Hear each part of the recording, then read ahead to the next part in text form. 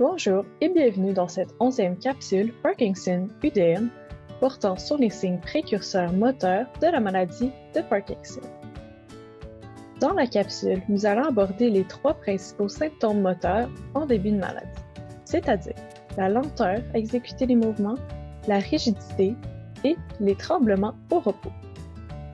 Tout d'abord, il est important de mentionner que de manière générale, les symptômes commencent d'un seul côté du corps, c'est-à-dire de manière unilatérale. Le premier symptôme à se manifester dans la maladie de Parkinson est la lenteur d'exécution des mouvements. Ce dernier comprend la kinésie ainsi que la bradykinésie. La kinésie représente une rareté du mouvement. La personne va donc avoir de la difficulté à déclencher des mouvements volontaires. Par exemple, lors de la marche, il est possible d'observer des hésitations à l'initiation du mouvement des jambes. La bradykinésie, elle, est définie par une lenteur des mouvements sans perte de force musculaire. Ce ralentissement moteur fait que des tâches simples peuvent devenir très longues à réaliser. La bradykinésie ainsi que la kinésie peuvent être observées au niveau du visage par une baisse des expressions faciales du patient. Cela peut également affecter la voix, qui peut avoir tendance à devenir plus basse et monotone qu'avant. Il peut aussi y avoir un excès de salive du ralentissement de la déglutition. De plus, il est également possible d'observer la kinésie ainsi que la bradykinésie au niveau de l'exécution des mouvements. Tout ce qui demande une dextérité fine pourrait devenir difficile pour le patient, donc les activités telles que boutonner ses vêtements, se raser et marcher deviendront ardues. Au niveau de la démarche, les patients auront tendance à faire des petits pas en marchant, ainsi que de boiter ou de traîner une des deux jambes. Finalement, une dernière conséquence de la rareté et de la lenteur des mouvements peut être observée au niveau de l'écriture. Les patients atteints de la maladie de Parkinson ont souvent des troubles de micrographie où la taille des caractères peut être rétrécie. Donc, le second principal symptôme du début de la maladie de Parkinson, c'est la rigidité.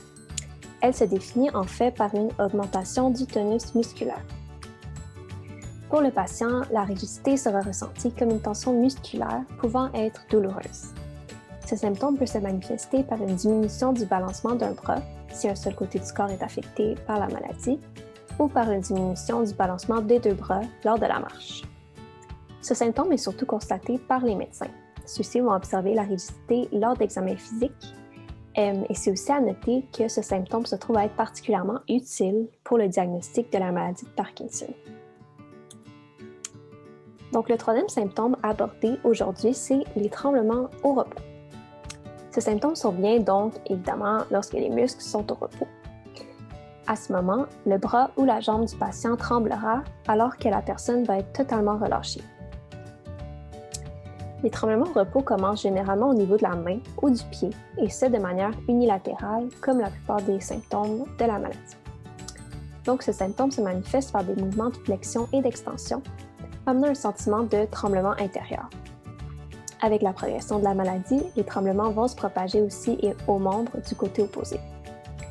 Ce qui distingue en fait les tremblements au repos des autres types de tremblements, c'est que lors de mouvements volontaires, les tremblements vont s'atténuer. De plus, des facteurs comme le stress peuvent avoir un impact sur les tremblements au repos. En effet, ce symptôme peut d'ailleurs s'aggraver lorsque le patient fait face à justement une situation qui est stressante.